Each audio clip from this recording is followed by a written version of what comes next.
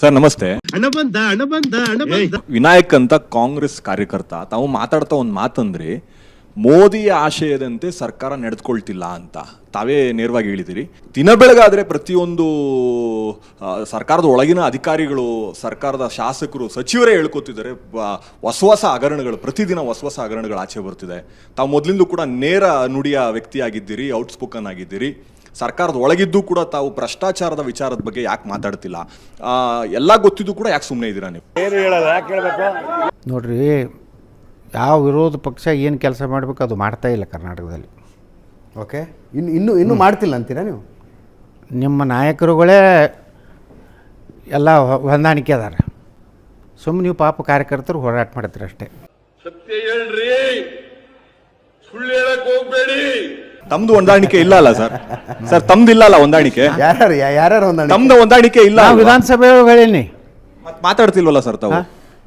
ನೋಡ್ರಿ, ನೀವು ಏನು ಪ್ರೂಫ್ ಕೊಡ್ತೀರಿ? ನೀವು 40% ಅಂತ ಟೀಕೆ ಮಾಡ್ತೀರಿ. ನೀವು ಪ್ರೂಫ್ ಕೊಡಬೇಕಾಗಿತ್ತಲ್ಲ, ಲೋಕಾಯುಕ್ತಕ್ಕೆ ನೀವು ಕಂಪ್ಲೇಂಟ್ ಮಾಡಬೇಕಾಗಿತ್ತಲ್ಲ. ನೀನ್ ಯಾವನ ನನ್ನ ವಿಚಾರ ಕೇಳಕ್ಕೆ ನಿನಗೆ ಮನ ಮರ್ಯಾದೆ ಐತಾ? ಅರೆ ನೋಡ್ರಿ, ನಾನು ಭ್ರಷ್ಟಾಚಾರ ಇಲ್ಲ ಅಂತ ಹೇಳುದಿಲ್ಲ. ಭ್ರಷ್ಟಾಚಾರ ಇಲ್ಲ, ನಾವು ಭಾಳ ಸಾಚಾ ಇದೀವಿ ಅಂತ ನಾ ಹೇಳಕ್ಕೆ ಆಗೋದಿಲ್ಲ.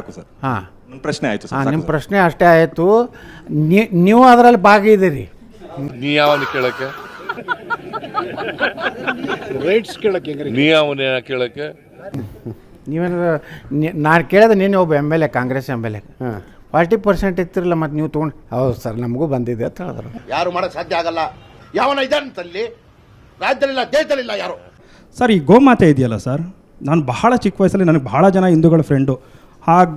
ಅವ್ರ ಜೊತೆ ನಾನು ಹೋಗಬೇಕಾದ್ರೆ ಆ ಗೋಮಾತೆ ಎಲ್ಲ ಗಂಜಲ ಹಾಕಿದ್ರೆ ಆ ಗಂಜಲವನ್ನು ಹಿಡ್ಕೊಂಡು ನಾನು ನನ್ನ ತಲೆ ಮೇಲೆ ಹಾಕ್ಕೊಂಡು 333 ಕೋಟಿ ದೇವರುಗಳು ಕೂಡ ನನಗೆ ಒಳ್ಳೇದು ಮಾಡಲಪ್ಪ, ಓಂ ಸರ್ವ ದೇವಾಮಯ ದೇವಿ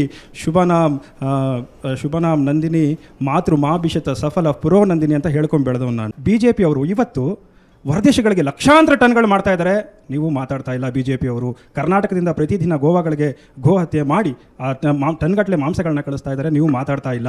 ಆದರೆ ಬೇರೆ ಸರ್ಕಾರಗಳಿದ್ದಾಗ ನೀವು BJP ಅವರು ರೋಡ್ಗಳಿಗಿಳಿತೀರಾ, ರಸ್ತೆಗಳಿಗಿಳಿತೀರಾ, ರಸ್ತೆಗಳು ಬಂದ್ ಮಾಡ್ತೀರಾ. ಅಂದರೆ ಗೋ ಹತ್ಯೆಯನ್ನು ನೀವು ರಾಜಕೀಯ ದಾಳವಾಗಿ ಬಳಸ್ಕೊತಾ ಇದ್ದೀರಾ ತಾನೇ BJP? ನಿಜ ಹೇಳ್ಬಿಡಿ ಸರ್.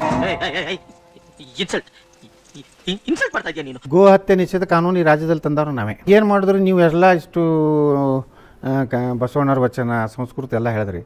ಆದರೆ ನಿಮ್ಮ ವಿಚಾರಧಾರೆಗೆ ಇವತ್ತು ಬೆಲೆ ಐತೇನ್ರಿ ನಿಮ್ಮಲ್ಲಿ? ಇವತ್ತು ನಂದೇ ಗೋಶಾಲೆ ಇದೆ, 1000 ಆಕಳದ ನನ್ನ ಬೆಲೆ. ನಾ ಮತ್ತೊಬ್ಬರಿಗೆ ಬೋಧನೆ ಮಾಡ್ಕೊತ ಹೋಗೋದಿಲ್ಲ. ಏನು ಹೇಳಿದ್ರಿ ಅಂಕಲ್? ನೀವು ಬಂಗಾಳದ ಕೊಲ್ಲಿ ರಾಷ್ಟ್ರಪತಿ ಆಗಬೇಕಿತ್ತು. ಇವತ್ತು ನಂದು ಇಡೀ ರಾಜ್ಯದಲ್ಲಿ ಮಾದರಿಯಾದ 80 ಎಕರೆದಲ್ಲಿ ಗೋಶಾಲೆ ಇದೆ. ಭಾಳ ದೊಡ್ಡ ದೊಡ್ಡ ಕಾಂಗ್ರೆಸ್ ನಾಯಕರು ಸ್ಲಾಟರ್ ಹೌಸ್ ಇದೆ ಈ ದೇಶದಲ್ಲಿ. ಅದೇ ಸರ್, ಅದನ್ನು ಅಲ್ಪಸಂಖ್ಯಾತರ ಮೇಲೆ ಯಾಕೆ ಹಾಕ್ತೀರಾ ಅಂತ ನಾನು ಹಂಗೆ ಇಲ್ಲೇ ಇಲ್ಲರಿ, ಅಲ್ಪಸಂಖ್ಯಾತರ ಮೇಲೆ ಹಾಕೇ ಇಲ್ಲ. ಏನು ಒಂದು ಹೇಳಕ್ಕೂ ಒಂದಿದೆ ಬಾಯಿದೆ ಅಂತ ಏನು ಬೇಕಾದೇನು ಬೇಡದ? ಸತ್ಯ ಹೇಳ್ರಿ, ಜನಗಳಿಗೆ ಗೊತ್ತಾಗ್ಲಿ. ಸತ್ಯನ ಹೇಳಿ, ಕಲೀಲಿ ಸತ್ಯ ಹೇಳಕ್ಕೆ. ಇಡೀ ಹಿಂದೂ ಧರ್ಮ ಅದನ್ನು ಗೋ ಮಾತೆಯನ್ನು ನಾವು ಒಂದು ದೇವ್ರ ಹತ್ರ ಪರಿಗಣಿಸಿವಿ. ನಿಮಗೆ BJP ಅವರಿಗೆ ಗೋವು ಅನ್ನೋದು ರಾಜಕೀಯದ ಟ್ರಂಪ್ ಕಾರ್ಡು. ಅದನ್ನು ಬಳಸ್ಕೊಂಡು ಭಾವನೆಗಳ ಜೊತೆ ಆಟ ಆಡ್ಕೊಂಡು ಓಟ್ ತಗೊಳ್ತೀರಿ. ನೀವು ಅಧಿಕಾರಕ್ಕೆ ಬಂದ ಮೇಲೂ ಬೀಫ್ ರಫ್ತಾಗೋದು ಆಗ್ತಿರುತ್ತೆ. ಕರ್ನಾಟಕದಿಂದ ಗೋವಾಗೆ ಬಸ್ಸುಗಳು ಹೋಗ್ತವೆ. ಏನ್ರಿ ಅದು ಮಾತಾಡೋದು?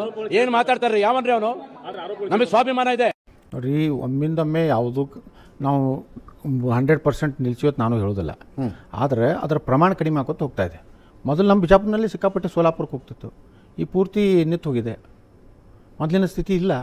ಆದರೆ ಅದನ್ನು ಜಾಗೃತಿ ಮಾಡೋದು ಏನಾಗ್ತದೆ, ಬರೀ ಗೋ ಹತ್ಯೆ ಆಗಬಾರ್ದಂದ್ರೆ ಅದಕ್ಕೊಂದು ಪರ್ಯಾಯ ವ್ಯವಸ್ಥೆನೂ ಮಾಡಬೇಕು.